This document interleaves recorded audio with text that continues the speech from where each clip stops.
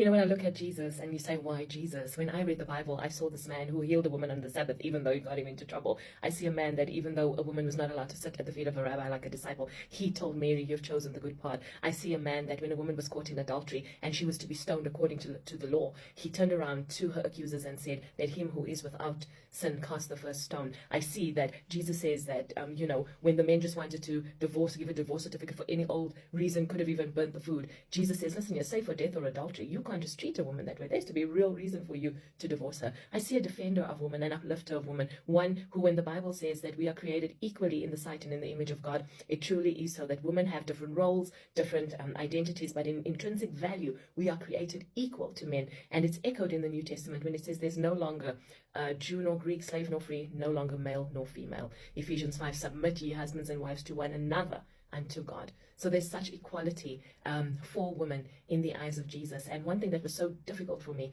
was when I did not understand Arabic. I read the Quran all the time, but I decided to read it in the English, and I read Surah An-Nisa, that's Surah 4, and all of the things, my eyes laid on that verse where it said, on verse 434, where it said that a man may gently beat a woman if she disobeys him. And I remember reading that and thinking, surely this cannot be God. And that must have been one of the first seeds to me saying, God, who are you? Because I don't believe that you would sanction, that you would put gender-based violence in black and white and say that that's okay, because I believe we've been created equal to men. And went on to read the rest of the Quran, but especially Surah 4, that men can have multiple wives, up to 4, unlimited concubines. We see there about the sexual use of female war captives, sex with slaves in verse 24. We see that there's polygamy, there's beating of wives, there's male authority over women, that men are superior to and in charge of women. In fact, many countries that live by Sharia, a woman may not go in public alone without a mahram. She needs, male to basically to acknowledge her and to affirm her publicly.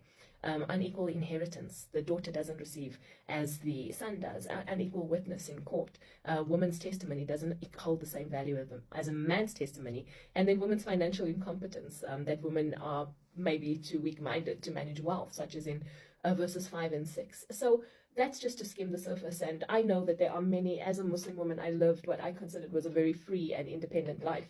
But I don't think you truly know what it means to be free and equal until you read the Bible and you encounter Jesus. And so when it came to Jesus, you'll see that the women were everywhere. They supported his ministry financially. They walked with him. They were discipled with him at the cross when everyone else fled for their lives. It was the woman who stayed behind. And isn't it amazing that on that third day when he was raised from the dead, the first person he revealed himself to was a